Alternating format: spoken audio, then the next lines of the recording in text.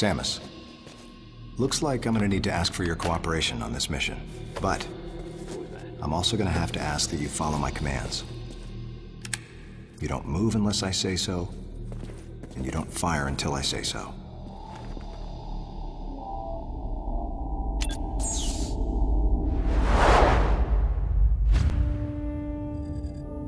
Any objections, lady?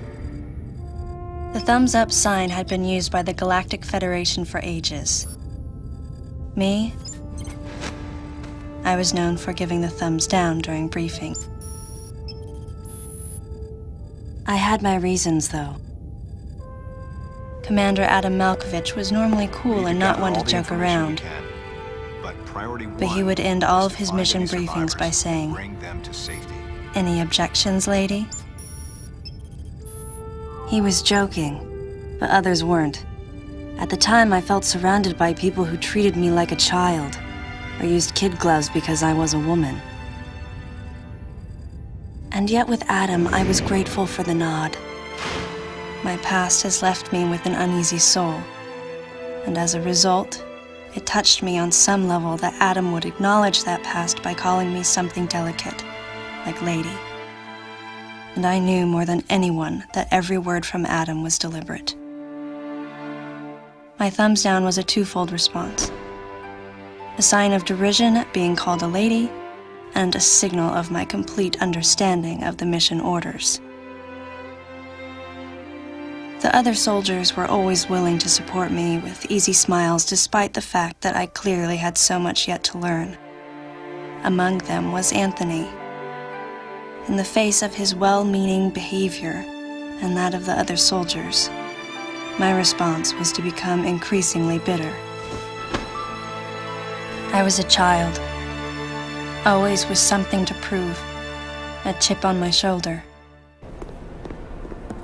And I was angry.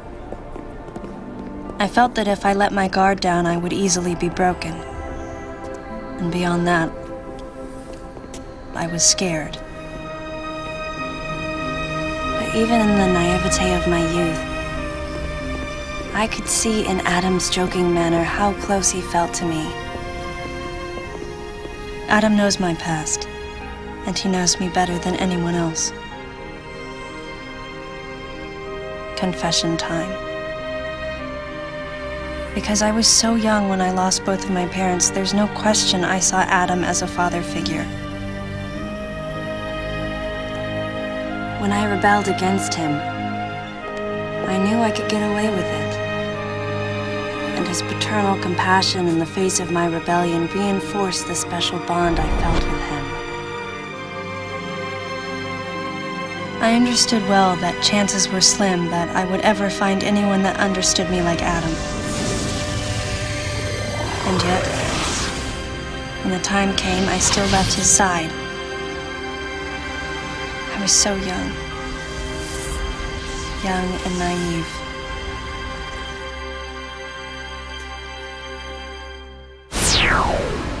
Exactly what transpired here on the bottle ship is still uncertain.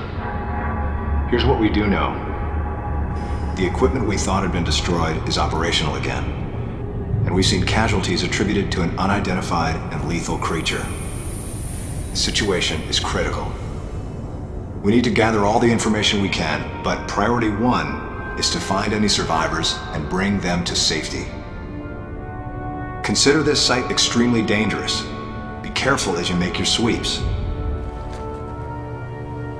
And there's one problem. The wireless interference in this facility is all-pervasive. Your comm systems are useless. As a result, communication channels will be limited to the facility's navigation booths. Well then, Lyle, investigate Sector 1 and show a little restraint with the explosives. Gotcha. Maurice, you cover Sector 2. Repair any equipment you come across. Affirmative. Anthony, you're Sector 3. I'll leave it to you to decide whether plasma guns are called for. All right. James, check out the control bridge. Our communication issues might be the result of electrical interference. Yes, sir. And KG, run a complete sweep of the residential quarters and investigate any trace of survivors. Got it. Each of you is authorized to use a freeze gun. Do not forget to check in regularly via navigation booths. And Samus, you go to the system management room. Do everything you can to get the electrical system back up and running. Looks like your comm system is still functional. Remember, everything you see will also appear on this screen. Regarding auxiliary weapons, the use of bombs has been authorized. As far as your other weapons go, we will continue to investigate and authorize use as we can. However, we currently have no plans to authorize the use of power bombs. As you know, they have the ability to spread a high-temperature heat wave over a large area, impacting living things, which is a nice way of saying they can vaporize humans instantly. You should be well aware of how dangerous power bombs are, and how their devastation can't be obstructed with common materials. Once the mission in the system management room is complete, I need you to report back. I'll give you your next orders then.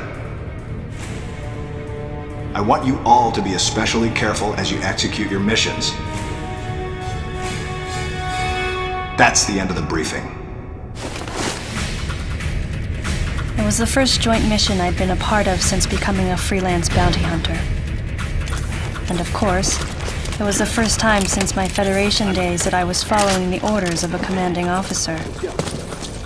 Having received mission orders from Adam, I felt confused and strangely exhilarated at the unexpected turn of events. I responded.